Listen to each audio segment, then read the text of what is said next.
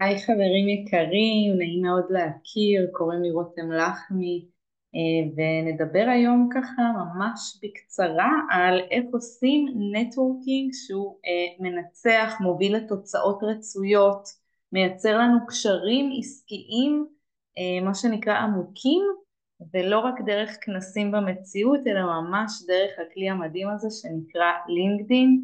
אז קודם כל תודה ככה למארגנים של כל הדבר הזה, ללינקרס, ממש מרגש אותי להרצות ולהיות כאן איתכם. אז בואו רגע נכיר בקצרה. אז ככה קצת עליי, אני אגיד שהיה לי קשה לתמצת את זה, אני רואה בי כל מיני חלקים מגוונים, אז זה עתה סיימתי את הדוקטורט שלי בכלכלה וניהול, אני מתעסקת בכל עולמות הייעוץ עסקי, הפיתוח הארגוני, אני גם מרצה במוסדות פרטיים ואקדמיים וגם יזמת. אני חוקרת את תחום הפסיכולוגיה ההתנהגותית והניהול בדגש על כל עולם הייעוץ העסקי והניהולי, והקמתי ממש לאחרונה עם המלחמה שככה קצת מה שנקרא יצרה disruption לא רק שלילי אלא גם קצת חיובי.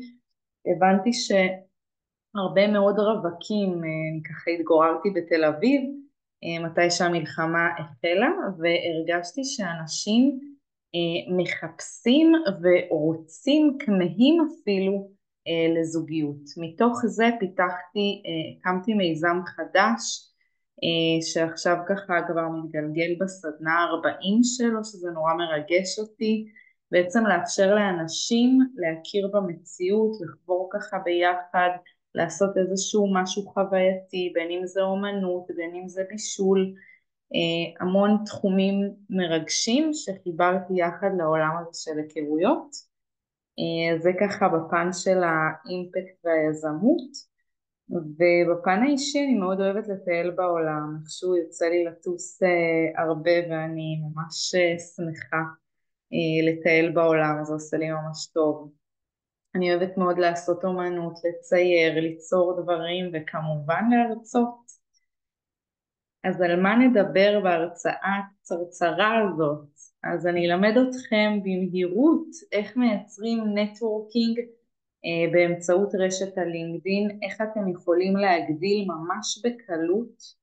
קודם כל אם תקפידו לעשות את זה יום יום ולהכניס את זה לשגרה השיווקית שלכם, תוכלו לייצר קשרים איכותיים, גם עם קולגות, גם אפילו איכשהו זה נרקם על הדרך ללקוחות עתידיים.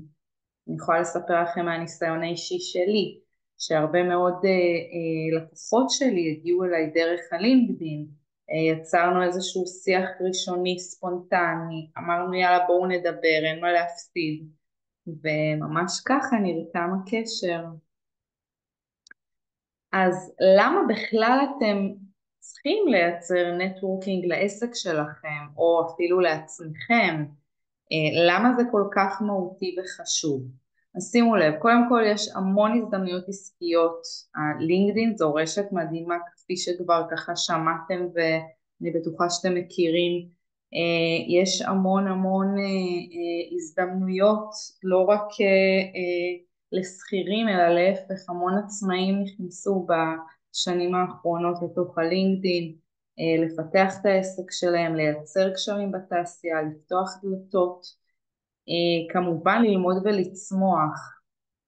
הנטוורקינג מאפשר לנו גם ללמוד מאחרים ואפילו מהמתחרים, להתעדכן בכל מיני טכנולוגיות שהן חדשות, להקשיב ובעיקר ללמוד מתוך אותה אינטראקציה חדשה.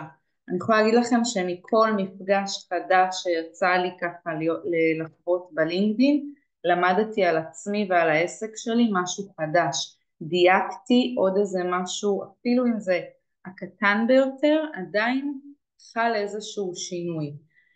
לבנות אמון ומוניטין, חברים, בעידן שלנו, הנושא הזה של מוניטין עסקי הוא סופר סופר חשוב. אם אתם יודעים לייצר קשרים כאלו שעוזרים לכם לבנות את העסק בצורה שמייצרת לכם מוניטין חיובי, בסוף אנשים עושים עסקים, אנשים שהם אוהבים. אז נקודה שהיא סופר קריטית ומהותית. תמיכה וייעוץ. אז קודם כל, כמו שאמרתי, קולגות, אנשים שהם מהתחום שלכם, אתם יכולים להתייעץ איתם, אנשים מאוד אוהבים לעזור. אני יכולה לספר לכם שקרה לי הרבה פעמים, שהתייעצתי גם עם איזה יועצת ככה ממש מהעולמות שלי, ואמרתי לה בואי נעשה איזה מפגש כזה קצר ספונטני, אני תקועה כאן עם איזה פרויקט, אולי יש לך את הידע ככה לבוא ולעזור לי, והיא שמחה נורא. אז אנשים אוהבים לתת מהידע שלהם, לעזור, זה משהו שככה keep it in your mind, וכמובן נושא של שיווק ומיתוג אישי. אפשר להפיץ את הבשורה שלכם הרבה יותר מהר ולהרבה יותר אנשים מהרשת החברתית, מהלינקדין. אתם יכולים להגיע למה שנקרא, אם אני הולכת לכנס פרונטלי, אני יכולה לדבר שיחה שהיא עמוקה ואיכותית עם מקסימום 7 אנשים בגג, וכאן אני יכולה לייצר נטוורקינג, אפילו להגיע לשיחות של מעל 20 איש ביום. אז שוב פעם, זה בהנחה ואתם dedicated לזה, אבל זה לגמרי אפשרי. אז איפה ניתן לייצר נטוורקינג? אפשר לעשות את זה בכנסים, כמו שאמרתי, אירועי נטוורקינג, בלינקדין מן הסתם, בכל מקום שיש לכם אינטראקציה חברתית. כשאני התחלתי את המיזם שלי, ובכלל שהתחלתי להיות יועצת, דיברתי עם כל אחד, מפאת הזמן אני לא אספר לכם את הסיפורים, אבל יש לי המון סיפורים על איך שיווקתי והחצנתי את העסק שלי בכל הזדמנות אפשרית. אז אפשר לעשות נטוורקינג ממש בכל אינטראקציה חברתית. אז איך אנחנו מייצרים את הנטוורקינג ברשת הלינקדין? האמנם לינקדין הפך להיות מקום מפגש עסקי פורמלי ובלתי פורמלי, אנחנו יכולים לייצר את זה ממש, אפילו יש אופציה ללחוץ בצ'אט על שיחת וידאו, לייצר או לקבוע עם אותו בן אדם שאתם מדברים איתו בסקייג'ואל, בקלנדלי לזום, מתי שנוח לו, או ממש לעשות שיחה יזומה וספונטנית עם אותו בן אדם, יכול לעלות בצורה ספונטנית לקישור דרך הלינקדין. עכשיו דיברתי כאן על פנייה אישית, אל תדביקו את ההודעות מחירה או סלש שירות שלכם, זה פשוט לא עובד, אוקיי? זה ממש לא עובד.